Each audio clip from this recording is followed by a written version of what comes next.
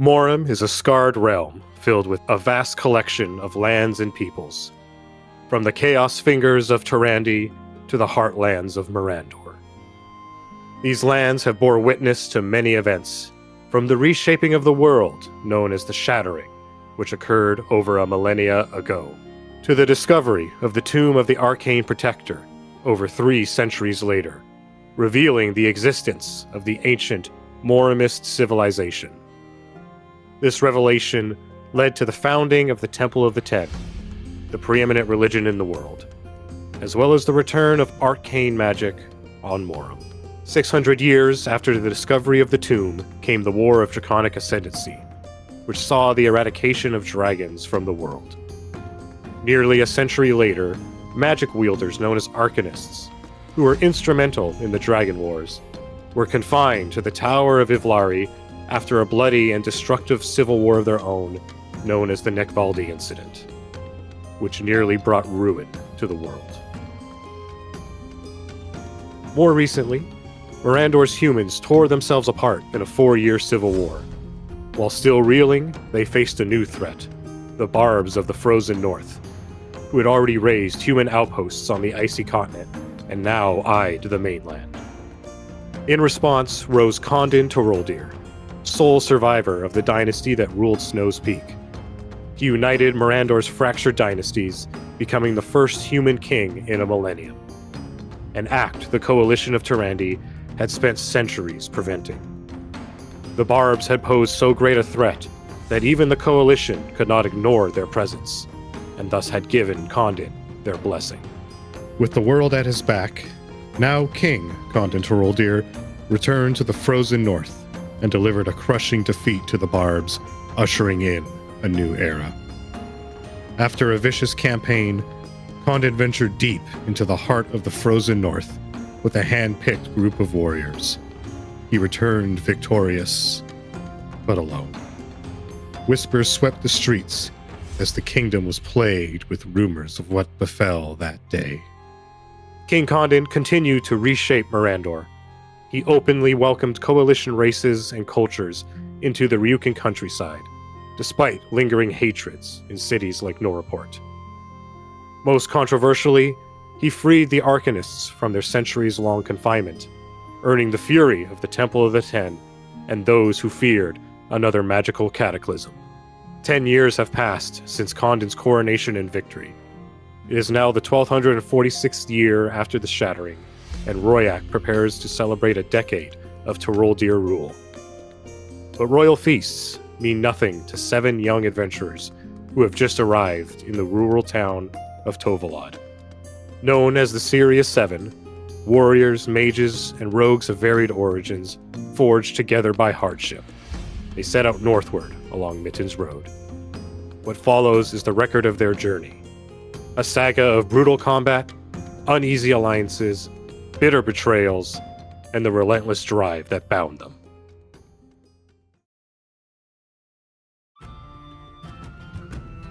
Our party's story commences in the quiet town of Tovolod, a settlement on the northern edge of the Ryukan countryside. Nero Wolfgard, a local farm boy and fresh recruit of the Torah Watch. Burdened with the weight of his fallen brother's sword, he is determined to return it where its owner fell. Vigo Tommaso, another headstrong Ryukan boy. A charmer with luck as his creed, he looks to carve his place in the world, no matter what the cost. Walter Windsor, a distinguished veteran and a Lord Knight of Usarin, who has spent his life in service to his lords and gods. He now looks to find purpose again after the passing of his wife. Belixix, an eccentric goblin with a penchant for chaos. More a pet than a student of high arcanists at Xeris, Blix finds himself loose in the world, and with far more knowledge and ability than any of his goblin kin. Kane, a quick-witted and silver-tongued tiefling on the lookout for opportunity. With a past shrouded in darkness, he is one who knows what he wants, and more importantly, he knows how to get it.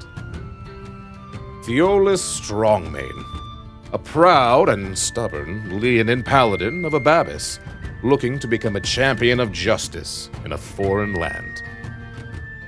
Azafir Zolaran, a somber drow wizard, an acolyte of Yavarin, god of the dead. He seeks penance for his past sins. Upon arrival, the party finds themselves in service to the Torah Watch, a local law enforcement that falls under the command of King Condon.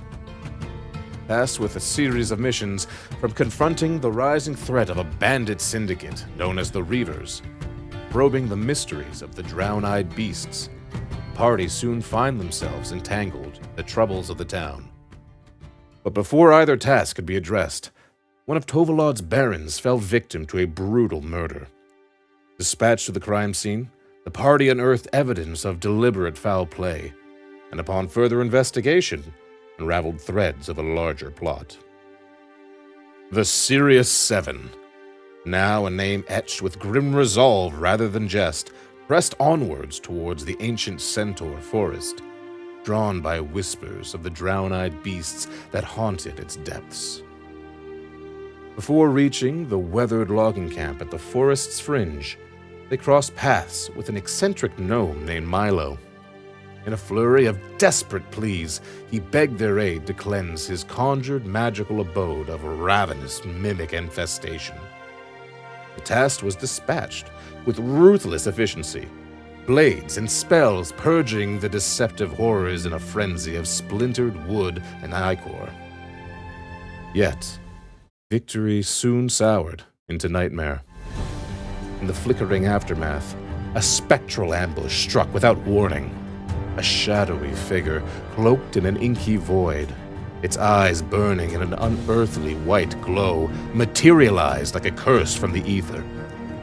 It seized Azafir in an instant, claws like midnight ice closing around their companion, and vanished into nothingness, leaving only a chilling void where laughter and camaraderie had echoed moments before.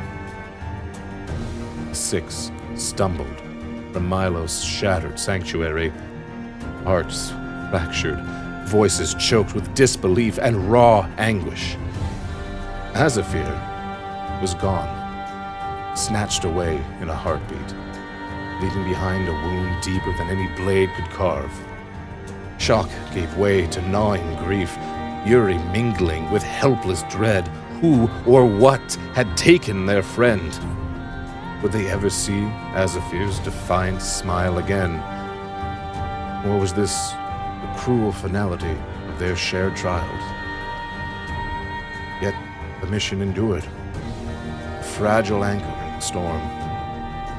Hollow-eyed and burning for answers, they turned towards the looming shadow of the Centaur Forest, the weight of loss carving new scars upon their unbreakable bond.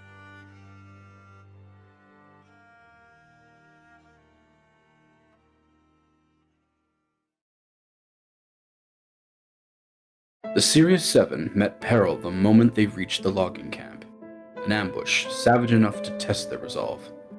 Undeterred, they pressed deeper into the forest, where enchanted spirits whispered illusions and temptations, draining the strength of the unwary with every step. Their journey ended in a corrupted grove, a festering nexus of cursed magic. Not a source of the blight, but a malignant echo of it. Twisted trents and warped horrors ruled the clearing, and battle erupted in fury and chaos.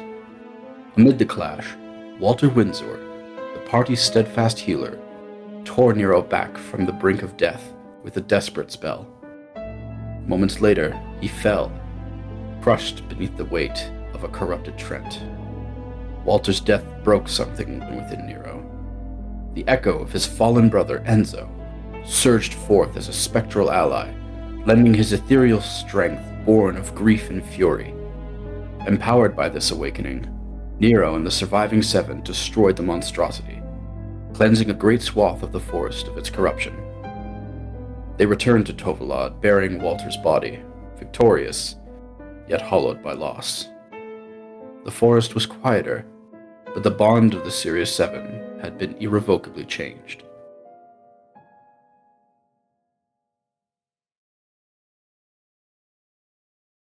Reinvigorated by the addition of Rich, a charismatic halfling bard whose songs bolster morale and magic alike, the party turned eastward to reclaim an old fort from Reaver clutches.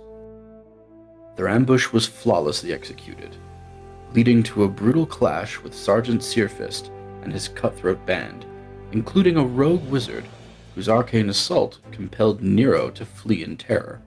Witnessing Nero's retreat, Cain subtly intervened with a suggestion spell, commanding him to fight. This countermand spurred Nero's return, unleashing a devastating assault that decimated the Reavers. Augmented by Blixix's enlargement magic, Nero, alongside Enzo's spirit, delivered a gruesome bisecting blow to Searfist, a sight that would horrify Theolis with its savagery.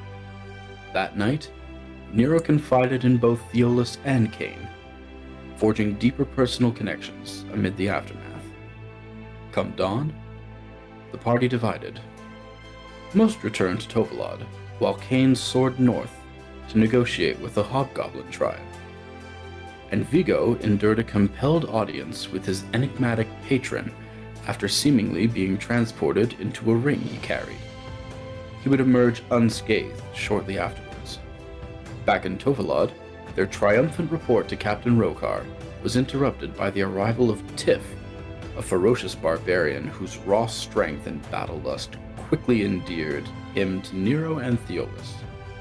Their bonding was swift and violent, solidifying Tiff as a core ally to the Serious Seven. Then catastrophe struck.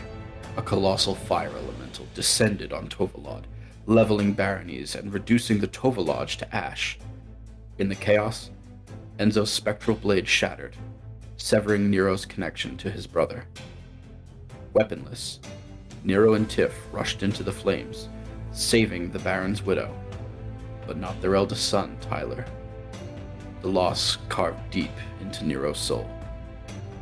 Sent south to deal with wolves attacking farmers, Tiff slaughtered the pack alone before vanishing into the woods. Nero later found Cain in the undergrowth and finally broke, confessing the choice that doomed Tyler. When they returned, Theolis eyed Cain's sudden presence with unease. That unease grew when Theolis and Cain uncovered a hidden tunnel beneath a civilian's home. The owner was arrested as a possible Reaver collaborator. Cain's private interrogation revealed nothing overt, but suspicions lingered. A brief respite at the Honey Hole Inn followed. Nero withdrew early, racked by guilt. When Theolis later found him muttering to unseen forces, he sensed something wrong and forced Nero into a magical sleep, averting whatever darkness threatened to surface, at least for the night.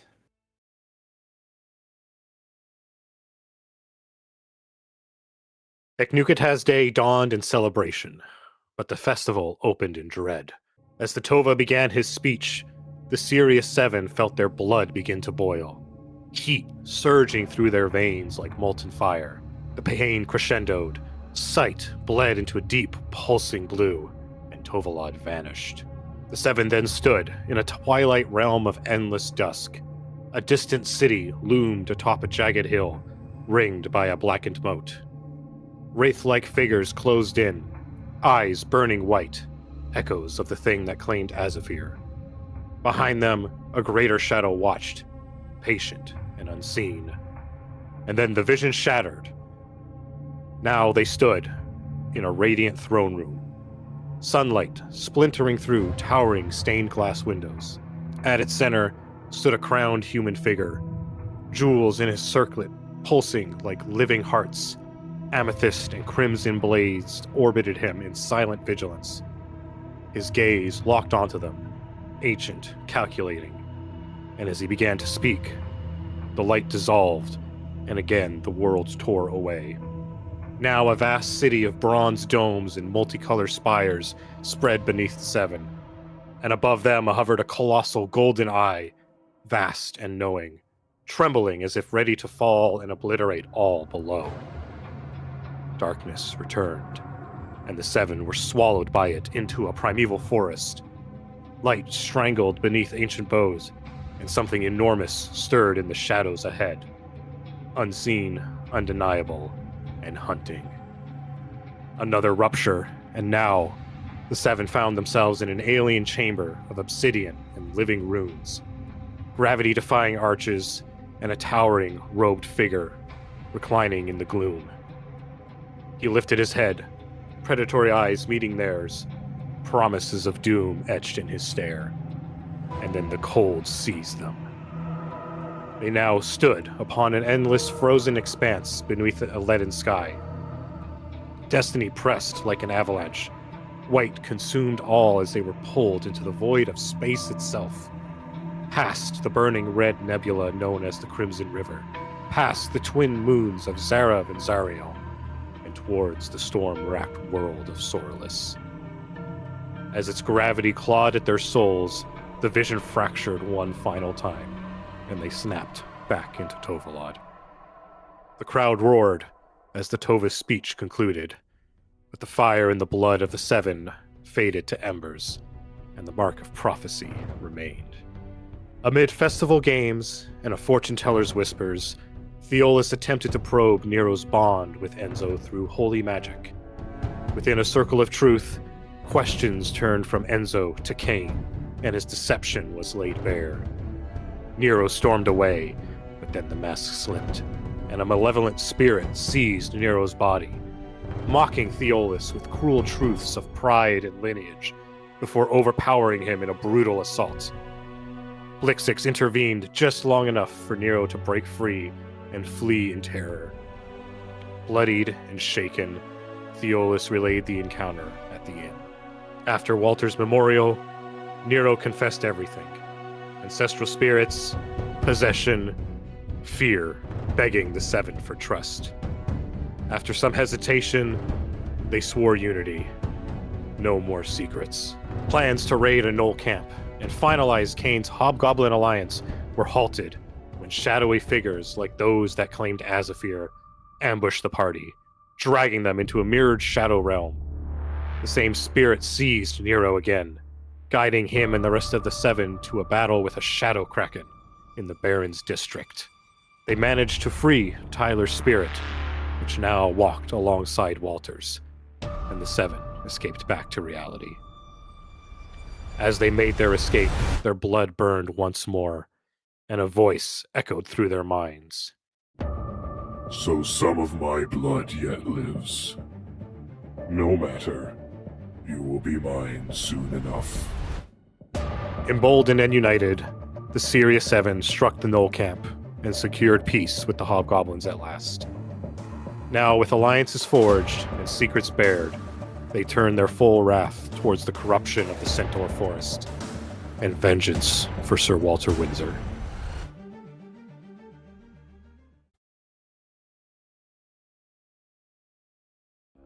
The Serious Seven returned to the Centaur Forest with two unlikely companions, Rox and Dryla, albino siblings marked by stark white hair and crimson eyes. They had questioned the seven before, pleading for news of their missing friend Jin, last seen in the forest. Now, unwilling to wait any longer, they chose to face the danger themselves and accompanied the seven into the forest.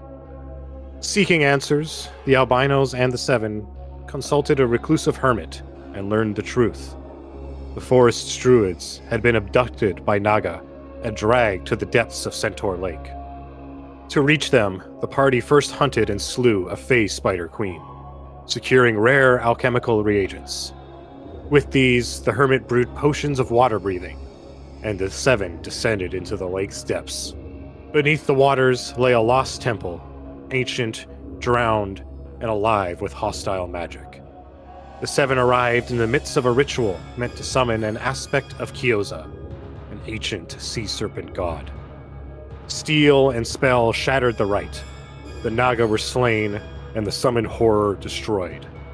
Afterwards, the captive druids, as well as the missing Jinn, were found and freed.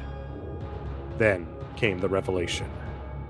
Rox, Dryla, and Jinn shed their mortal forms and revealed their true nature. Dragons. With solemn gratitude and promises of future meetings, they took to the sky and vanished, leaving the forest cleansed at last. Walter's death was avenged, and Tovolad's suffering eased. With their task complete, the seven prepared to escort Walter Windsor's remains to Honor Hall, traveling in a bespoke carriage gifted by Cain, their mobile haven. Before departing, they met Commander Zamta of the Royal Army, who offered future work should their path ever lead them to Royak. For now, the road stretched onward, and the Sirius Seven rode it together.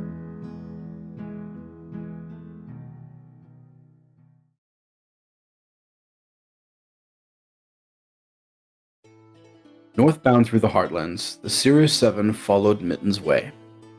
One evening, Kane and Rich spotted a migrating insect swarm. Testing it with illusory magics, the creatures reacted swiftly but posed no threat and moved on. The following day, however, the seven were attacked by the very same swarm, known as the Tusculi, humanoid insect warriors. After capturing one, and with the aid from the Hearthguards, regional lawkeepers, the truth emerged. The Tusculi were allies of the Corsten dynasty, the noble family of Honor Hall, seat of both political power and the Grand Temple of the Ten. Apologies were exchanged, peace brokered, and the hive sent on its way. At a way station, party befriended Ahan, dwarven ranger bound south, possibly to Royak. Kane quietly negotiated trade with local brewers, ever alert to profit. On the road again, the seven rescued a farming family from ogres and a cyclops, with Kane offering them a chance to rebuild. Later, fire elementals were spotted on the open road, and Vigo revealed an unusual affinity for flame, binding one of the lesser elementals to himself. The seven arrived at Honor's Watch, a vital crossroads town, where intel from Captain Sinclair and the local blacksmith proved invaluable.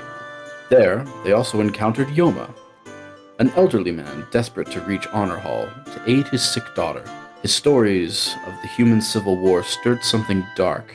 Nero suffered a sudden headache, and Blixix later noticed him humming an ancient melody. That night, during watch, tensions ignited. What began as questioning turned to accusation as Nero violently confronted Yoma. Cain and Theolis intervened, ushering the old man away. Suspecting the spirit within Nero, they deliberately provoked it. Only the mention of the Shadowlands drew it forth. The entity barked orders, assaulted Theolis, and lashed out at Cain midair before being thwarted by a casting of silvery barbs. Rich arrived just in time to suppress the possession with calm emotions, snapping Nero back to himself. But the damage lingered. Angered by restraint and his own weakness, Nero broke free in a surge of ancestral fury and fled into the fields, straight into an ambush by gnolls, led by Kuzin Homegrinder, remnants of a familiar tribe. The seven crushed the attack until only Foamgrinder remained, locked in single combat with Nero. Desperate to claim the kill, Nero intercepted allies' blows to prolong the fight. Ignoring Nero's command, Theolis ordered Chorus, his celestial familiar, to finish the gnoll. Cain's subtle suggestion pushed Nero over the edge, causing him to attack Chorus. Nero wrestled with the celestial beast until he noticed the look of concern, the lion's sad eyes. Snapping out of his rage, Nero collapsed, then rose and relinquished command of Sirius 7. The next day, leadership was discussed, and the seven continued to Honor Hall.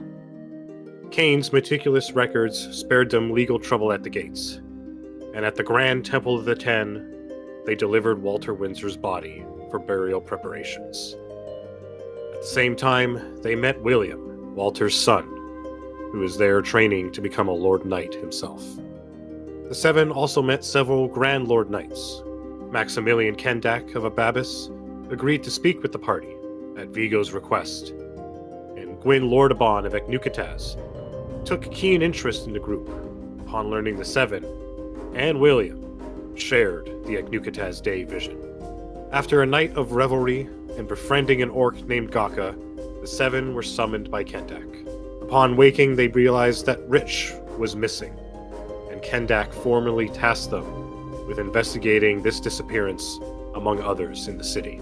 With few leads, suspicion turned to a group of fire monks occupying an abandoned mine shaft. Strange but unproven, Vigo had his own reasons to investigate.